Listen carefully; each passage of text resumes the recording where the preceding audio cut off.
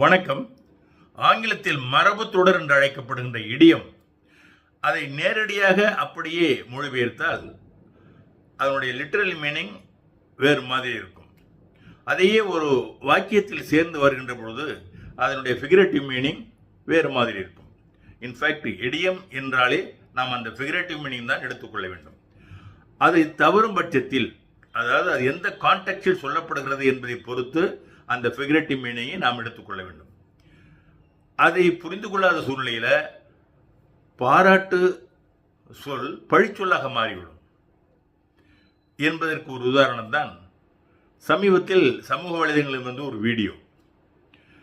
பிரான்சில் G7 சம்மிட்டில் சந்தித்துக் கொண்ட அமெரிக்க அதிபர் டொனால்டு ட்ரம்ப் அவர்களும் நம்ம இந்தியாவுடைய பிரதமர் திரு நரேந்திர மோடி அவர்களும் சந்தித்து கொண்டு பேசிக்கொண்டிருந்த நேரத்தில் அப்பொழுது ஒரு கமெண்ட், இன்ஃபேக்ட் அது ஒரு ஹியூமரஸ் வழியில் தான் அது பேசுகிறாரு டொனால்டு ட்ரம்ப் அவர்கள் நமது பிரதமரை பார்த்து. He is most beautiful looking man. He looks so nice. He is like an angel. But he is as tough as is a killer அப்படின்னு சொல்லி முடிக்கிறார். இந்த வார்த்தை அதனுடைய அர்த்தம் என்னன்னா, இஸ் எ கில்லர் அப்படின்னு பார்க்குற பொழுது டைரக்டாக அந்த அந்த டிரான்ஸ்லேஷன் அப்படி எடுக்கக்கூடாது. அதற்கு என்ன அர்த்தம் சொன்னால், வலிமை பொருந்தியவர், ரொம்ப அவருடைய எந்த ஒரு முயற்சியையும் வெற்றிகரமாக முடிக்கக்கூடிய ஆற்றல் படைத்தவர் அப்படிங்கிறது அதுக்கு அர்த்தம். Virat Kohli is a killer on the cricket field.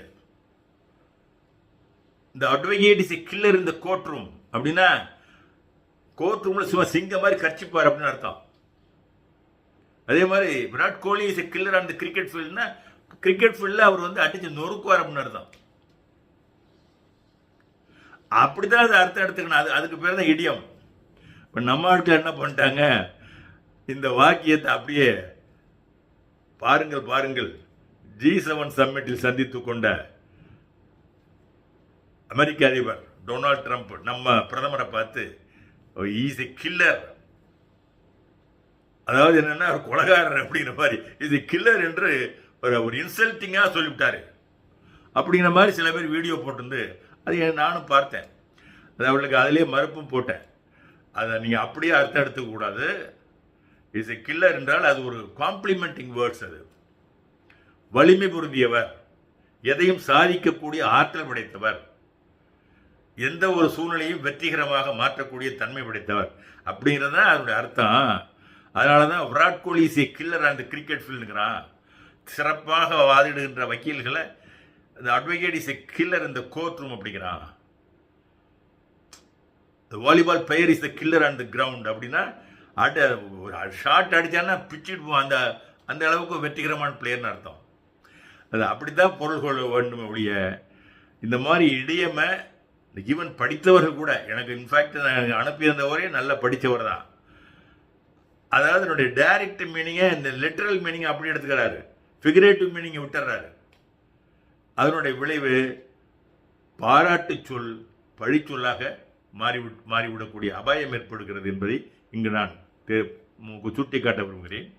In fact பாரத பிரதமரை பார்த்து அமெரிக்கனுடைய அதிபர் பாராட்டித்தான் சொன்னார். இஸ் எ கில்லர் என்று சொன்னால், பாரத பிரதமர் நரேந்திர மோடி வலிமை பொருந்தியவர், எந்த ஒரு சூழ்நிலையும்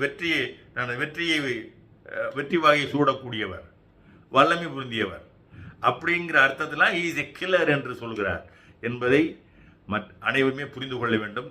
ஸோ இடியம், ஆங்கிலத்தில் இடியம் என்கிற மரபு தொடரை வந்து டைரக்டாக அந்த லிட்ரல் மீனிங் எடுக்கக்கூடாது, அதனுடைய ஃபிகரேட்டிவ் மீனிங் தான் எடுத்துக்கொள்ள வேண்டும். அது எந்த கான்டெக்ஸ்டில் சொல்லப்படுகிறது அப்படிங்கிறது, எந்த சூழ்நிலையில் சொல்லப்படுகிறது உணர்ந்து அந்த ஃபிகரேட்டிவ் மீனிங் எடுத்துக்கொள்ள வேண்டும் என்று இங்கு குறிப்பிட்டு